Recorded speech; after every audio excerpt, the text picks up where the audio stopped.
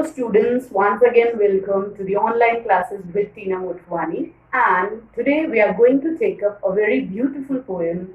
The very title of the poem is A Thing of Beauty, composed by John Keats. Beauty is truth, truth, beauty. That is all ye know on earth and all ye need to know. These are oft quoted lines from Keats' poem Ode on a Grecian Urn, and these lines propound the very Indian philosophy of Satyam Shivam Sundaram. Beauty is truth and truth beauty. And this poem, A Thing of Beauty, also has almost the same theme. So, whenever you feel stressed, you are disappointed, you seek some solace, and you want to comfort your soul, what do? You come under the sky, you explore nature, you meet some people who can, guide you or comfort you. All these things are things of beauty, objects of beauty, according to Keats. So, Keats in this poem not only propounds the theory of just a physical beauty, but spiritual, mental, emotional, all aspects of beauty he is covering, and that was the very theory of Keats, all the works, that beauty is of the prime importance for him, and almost all the romantic poets are featuring this particular aspect in their works. So, students, before we study the poem, let us know something about the poet. John Keats, who had a very short lifespan from 1795 to 1821, was a very famous British romantic poet belonging to the Romantic era of English literature. He was born in London in October 1795. Though he was trained to be a surgeon, but he decided to devote himself completely to poetry, so he left that profession of surgeon. In his lifespan, he suffered many losses. At a very young age, he lost his father. Later on, his mother also passed away. His brother died of tuberculosis, and Keats also witnessed many financial and personal losses in his life. And he died of tuberculosis at the age of 26 in Rome in February 1821. Now let's know something about Keats' concept of beauty. He had a great reverence for beauty. He was a great worshipper of beauty, and he believed that the aim of any work of art is to represent beauty. Now, he talks of beauty in different terms, like what we expect it.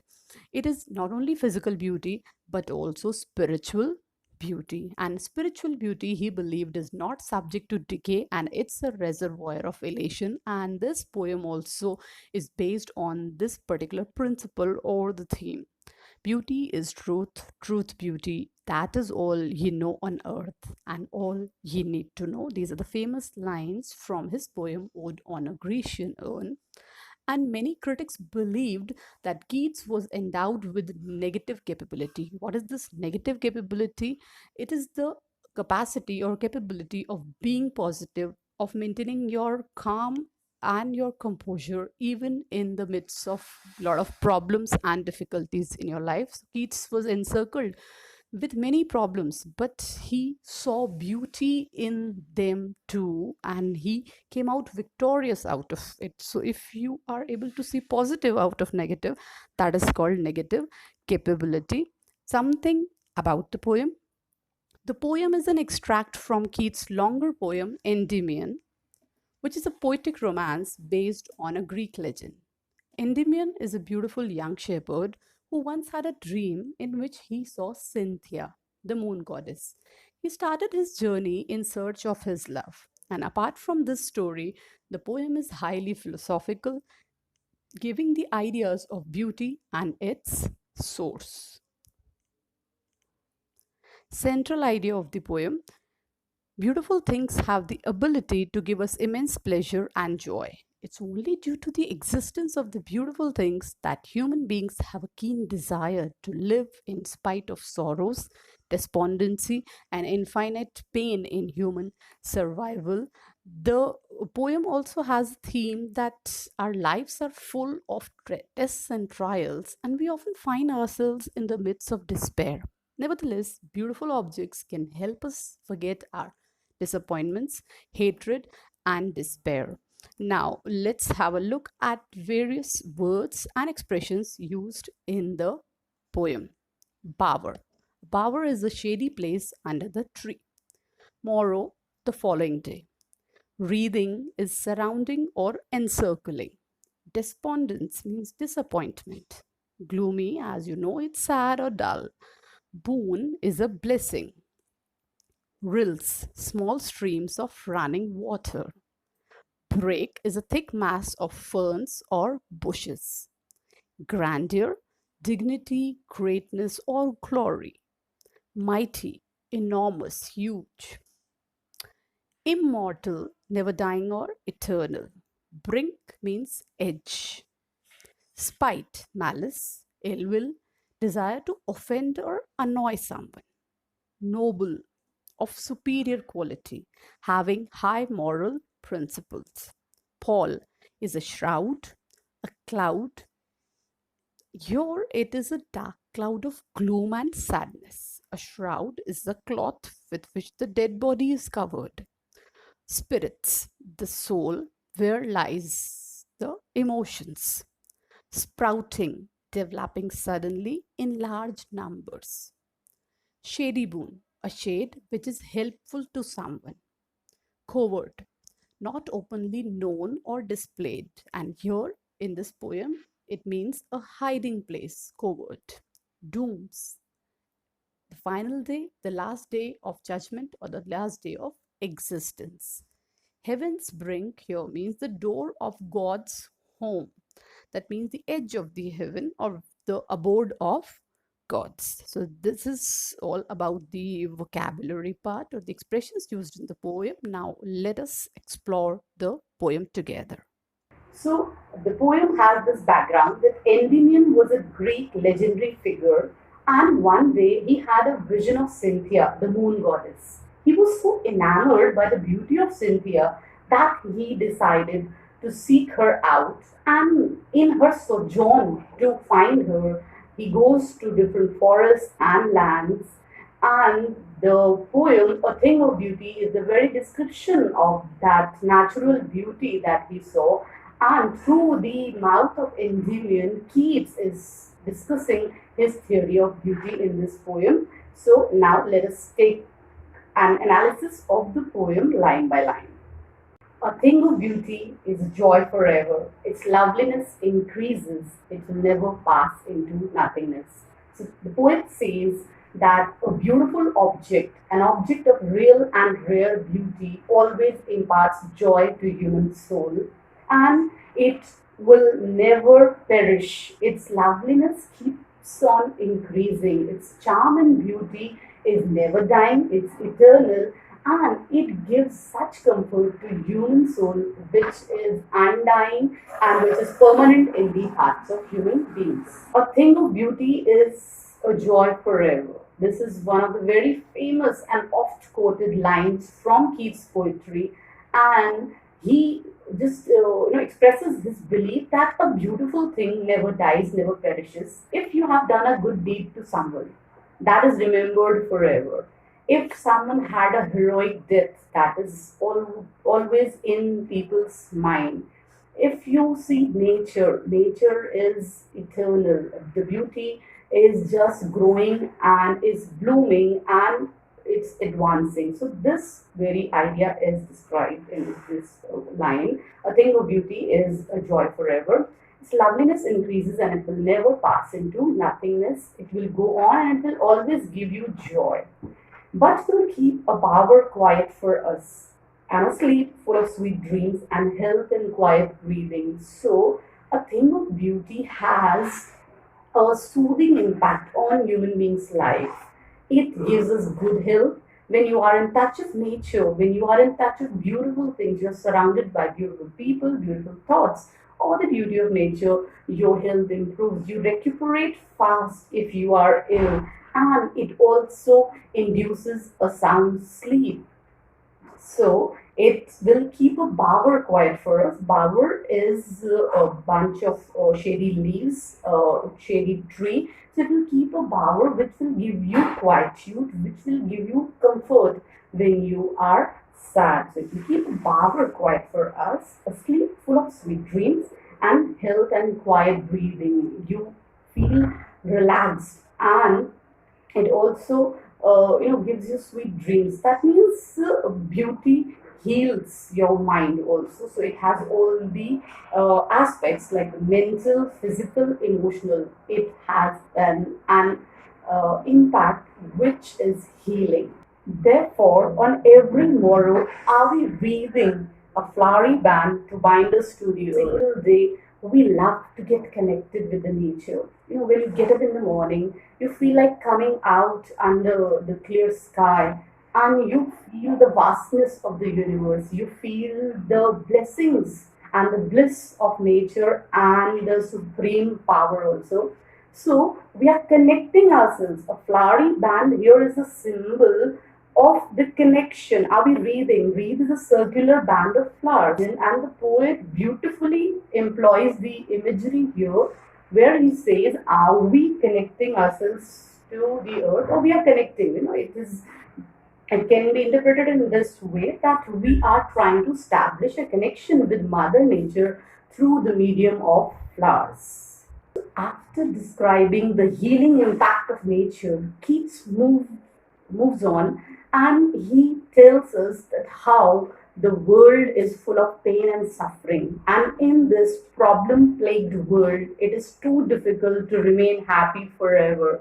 To seek an eternal joy is really a mammoth task. And nature and things of beauty, they contribute a lot in making this a reality. He says, he just writes, spite of despondence, of the inhuman dirt, of noble natures, of the gloomy days, of all the unhealthy and overdarkened ways made for our searching. Yes, in spite of all, some shape of beauty moves away the pall from our dark spirits. So our spirits have got the suit of wrong deeds, of evil deeds, and it is like a pall. Our spirits are dark now because when we were born so pure and so heavenly and divine, but our spirits are darkened now because of the dirt of the world. There is so much of pain, suffering, disappointment. So many wrong malpractices are going on. So the spirit has become dark and dead. So here we have a metaphor as if the spirit is dead and there is a shroud on it. There is a cloud, dark cloud, or there is a shroud on the dead body, like we have. Similarly, the spirits are dead and now they are covered with the with black clouds or a shroud, and beauty removes that pall. And why our spirits are dark? Because we have so many of negative things in the life, like spite of despondence. Spite is ill will, malice, wrong, feeling for someone, feeling of doing something wrong to someone. So there's a spite of despondence, hopelessness.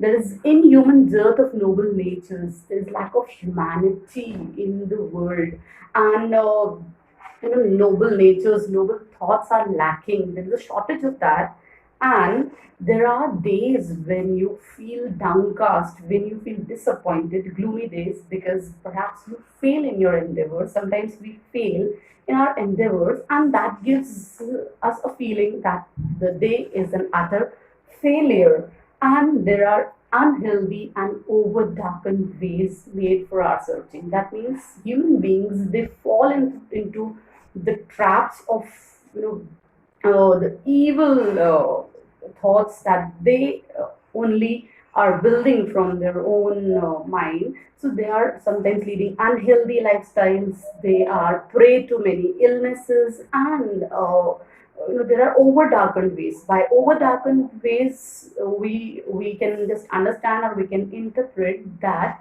there are a lot of crimes and there are a lot of malpractices in the world which human beings have evolved. They have tried to find out their way just by hook or crook. They want success, money, or power or fame. That's why they have adopted over darkened ways. So, all these things are there in the world. These things are prevalent in the world, but in spite of all, there is some shape of beauty. When you look at a small child, when you look at a beautiful flower, you feel how God has created everything pure and God has given beauty to every object, and similarly, our soul is beautiful. So, the objects of beauty make us happier in this world which is full of insecurities and which is full of sadness. After drawing a sharp contrast between our lives and the beautiful objects, the poet John Keats moves on and he enumerates various objects which are objects of beauty, natural beauty in the world. And he says, such the sun, the moon, trees old and young, sprouting a shady boon for simple sheep. And such are daffodils with the green world they live in, and clear rills that for themselves a cooling covert make against a hot season. The mid-forest brake, rich with a sprinkling of fair musk blooms, and such too is the grandeur of the domes we have imagined for the mighty dead. So, the moon, the sun, trees old and young, all the objects of nature, they are ready to serve.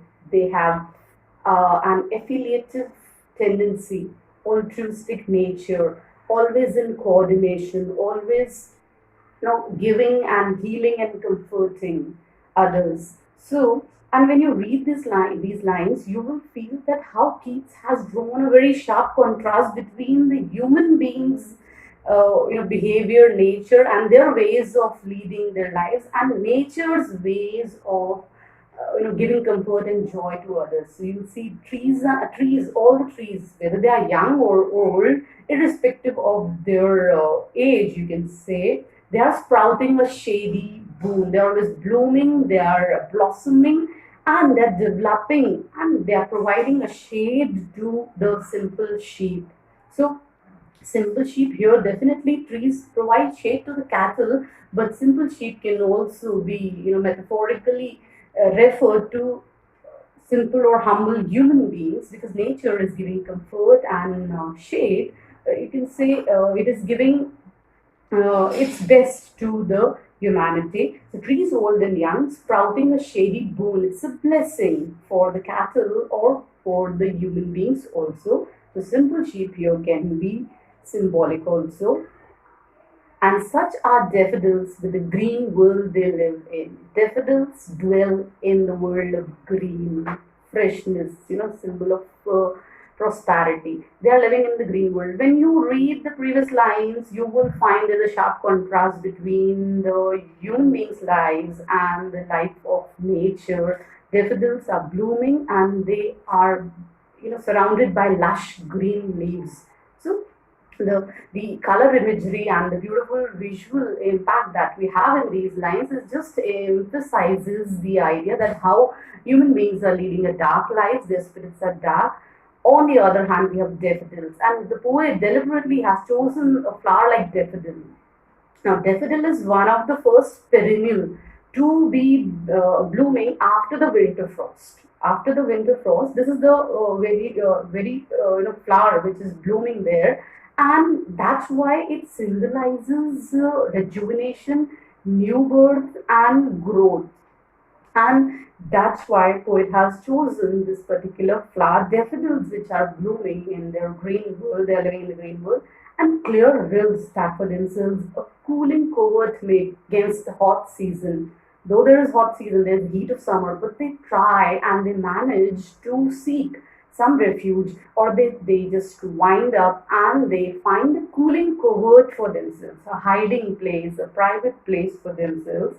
The rills, small streams, which are moving in a winding way, in a zigzag manner, in the wavy manner, and they manage to find a cooling place for themselves to soothe themselves. And similarly, we can get we get a message that we too can keep our cool and calm and composure in the midst of the heat of the summer that we have in our lives too. Then we have the mid-forest brake, rich with the sprinkling of fair musk rose blooms. So you can imagine, all beautiful colors have been put into the poem, green and light pink shade musk rose blooms. there he's describing, and this poem actually, we have already discussed that Endymion is, exploring the nature, and Keats, through the medium of this legendary figure, is describing nature to us. So then he describes a mid-forest brake that is a thick mass of fern, and here, it is sprinkled with fair musk roses. Beautiful image we have. And such too is the grandeur of the dooms we have imagined for the mighty dead.